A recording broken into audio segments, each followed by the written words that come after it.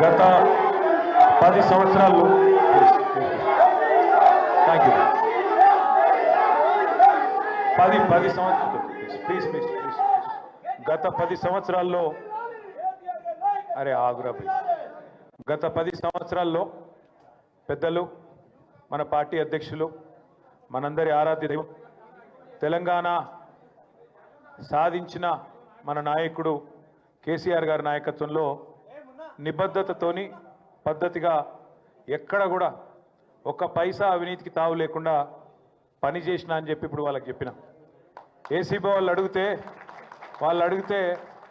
82 ప్రశ్నలు అడిగినారు. కాకపోతే పాడిందే పాటరా అన్నట్టు అడిగిందే మళ్ళీ అడుగుడు తప్ప కొత్త విషయం ఏం లేదు.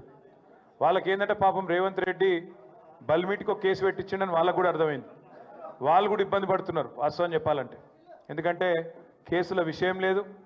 వీడికెళ్ళి ఫార్ములా ఈ రేస్ అనే ఒక ఈవెంట్ని హైదరాబాద్నే ఉంచాలి, కష్టపడి తెచ్చినాం ఇండియాకు మొదటిసారి భారతదేశానికి, ఇక్కడనే ఉండాలి, ఇక్కడ ఉంటేనే మన రాష్ట్రానికి పెట్టుబడులు తెచ్చుట్ల కానీ భవిష్యత్తులో ఎలక్ట్రిక్ వాహనాలకు హైదరాబాద్ను తెలంగాణను ఒక ప్రధానమైన స్థావరంగా ప్రపంచంలో తయారు చేయాలనే ఒక విజన్తో చేసిన పని తప్ప ఇలా పైసలు అవినీతి అలాంటి గలీజు పనులు రేవంత్ రెడ్డి చేస్తారు తప్ప మేము చేయము, మాకు ఆ కర్మ పట్టలేదు అనే మాట కుండబద్దలు కొట్టినట్టు వాళ్ళకి చెప్పిన.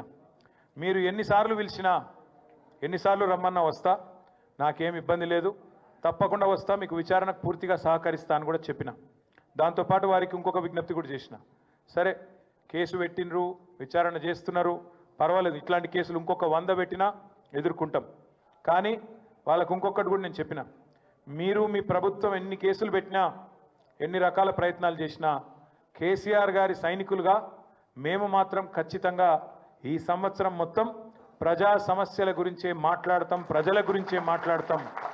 మీరు ఎత్తగొట్టిన రైతు భరోసా గురించి మాట్లాడతాం, మీరు ఈయని 4000 పెన్షన్ గురించి మాట్లాడతాం, మీరు ఇస్తానని చెప్పి మోసం చేసిన మహాలక్ష్మి 2500 రూపాయల గురించి మాట్లాడతాం, మీరు ఇస్తానని మోసం చేసిన 2 లక్షల ఉద్యోగాలు మా పిల్లల గురించి మాట్లాడతాం. ఖచ్చితంగా ప్రతి సమస్యను 6 గ్యారంటీలు 420 హామీలు ఏ ఒక్కటి ఇడిచిపెట్టకుండా మాట్లాడతాం. నువ్వు ఇటువంటి కేసులు 100 పెట్టుకో, వదిలిపెట్టమని చెప్పిన. సరే కేసు లేదు పీసు లేదు, నిజంగా చెప్పాలంటే మొన్న చెప్పినా మళ్ళీ చెప్తున్నా, ఇది ఒక లొట్ట పీసు కేసు మాత్రమే, ఇంట్లో ఏమీ లేదు. వీడికెళ్ళి పైసా పోయింది, ఆడ పైసా ఉన్నది. ఇక అవినీతి ఎక్కడ జరిగిందిరా అంటే వాళ్ళు ఒక్కొక్కరు నీళ్ళు మింగుతున్నారు. అందుకే అడుగుతున్నా నేను రేవంత్ రెడ్డి గారిని, నీకు పైశాచికానందం ఉంది, అర్జెంటుగా నేను జైలుకు పోయినా కాబట్టి అందరినీ జైలుకు పంపాలి అని నీకు ఆనందం, నేనేమో విదేశాలు తిరిగి పెట్టుబడులు తెచ్చినా కాబట్టి నాకేమో విదేశాల స్థాయిలో మన రాష్ట్రం మన దేశం డెవలప్ కావాలని నాకుంది. నీకు మాకు తేడా అది. ప్రపంచ పటంలో హైదరాబాద్ని పెట్టాలి, తెలంగాణను పెట్టాలన్నది మా నాయకుడు కేసీఆర్ కమిట్మెంటు, మా కమిట్మెంటు. మేము నీలాగా 50 లక్షల రూపాయలతో దొరికిన దొంగలం కాదు, నీలాగా లుచ్చా పనులు చేసిన వాళ్ళం కాదు. నీకు భయపడేటోడు ఎవడు బీఆర్ఎస్ పార్టీలో తెలంగాణలో లేడు. మీరు చూస్తుండ్రు, నేను ఎప్పుడు కాదు, మీరు చూస్తుండ్రు. రాష్ట్రంలో ఎవడు కూడా రేవంత్ రెడ్డిని ముఖ్యమంత్రి కిందనే చూస్తలేడు. మీరు ఇక అంటే మళ్ళీ ఇంకొని కేసు పెడతాడు, వాని లోపలెత్తాడు. నేను అనా ఆయన ఎవరో మర్చిపోయిండు పేరు అని నేను అనా.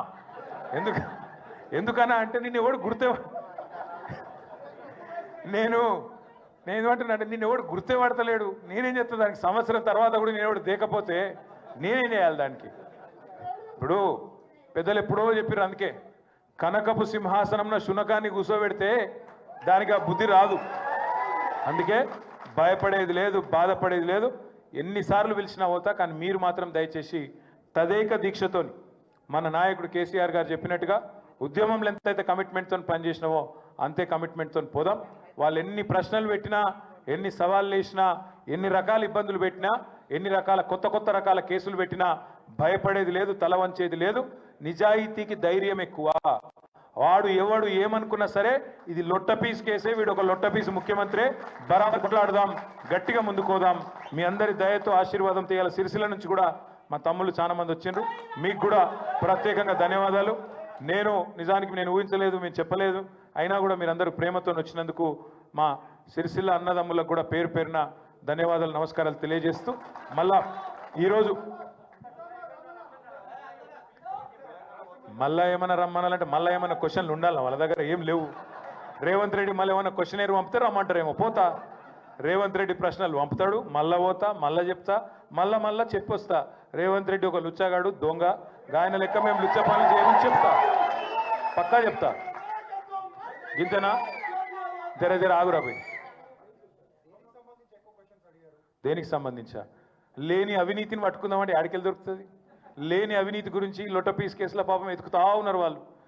నేతి బీరకాయలు ఎంత నెయ్యి ఉంటుందో, ఇక మీకు తెలుసు మైసూరు బోండాలు ఎంత మైసూరు ఉంటుందో, ఇంట్లో కూడా గంతే ఉంది.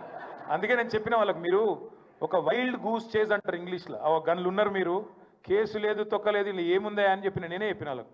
ఏముంది, ఏం అడుగుతారు మీరు? వాళ్ళు ఏమంటారంటే ఫైల్ ఇళ్ళకెళ్ళి అందులోకి పోయింది నీకు ఎరికేనా, అందులోకెళ్ళి ఇళ్ళకి పోయింది నీకు ఎరికేనా.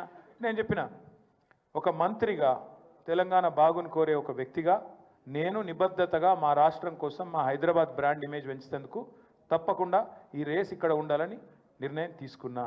ఒక్క పైసా అవినీతి కానీ, ఒక చిన్న తప్పు కానీ మేము చేయలేదు. చేసినట్టు ఇప్పటివరకు మీ కేసులో మీరే రుజువు చేయలేకపోతున్నారు. ఏదో అక్రమ కేసు పెట్టి బనాయించి 4 రోజులు జైల్లో పెట్టాలని ఒక పైశాచిక శునకానందం నీకుంటే ఉండొచ్చు, కానీ దానికి భయపడేటోడెవడు లేడు. అల్టిమేట్గా న్యాయస్థానాల మీద మాకు విశ్వాసం ఉంది, న్యాయస్థానాల్లో తేల్చుకుంటామని చెప్పి వచ్చినా వాళ్ళు మళ్ళీ పిలిస్తే మళ్ళీ పోతా. మళ్ళీ ఒకసారి మీ అందరికీ కూడా చేసే విజ్ఞప్తి దయచేసి మళ్ళీ మాట్లాడుకుందాం, ఇక చాలా రోజులు ఉంది ఇంకా. మళ్ళీ ఎప్పుడు పిలిచినా పోతా అని చెప్పినా తప్పకుండా పోతా. మీరు కూడా దయచేసి నేను కోరేది అంటే రేపటి నుంచి మళ్ళీ మామూలుగా యథావిధిగా మన పని మనం పోదాం. తప్పకుండా ఎక్కడోళ్ళం అక్కడ ప్రజాక్షేత్రంలో ప్రజా సమస్యలు ప్రస్తావిస్తూ ముందుకు పోదాం. ఇవాళ ఇంత పెద్ద ఎత్తున తరలి వచ్చినందుకు మళ్ళొక్కసారి మీ అందరికీ పేరు పేరున ధన్యవాదాలు. జై తెలంగాణ.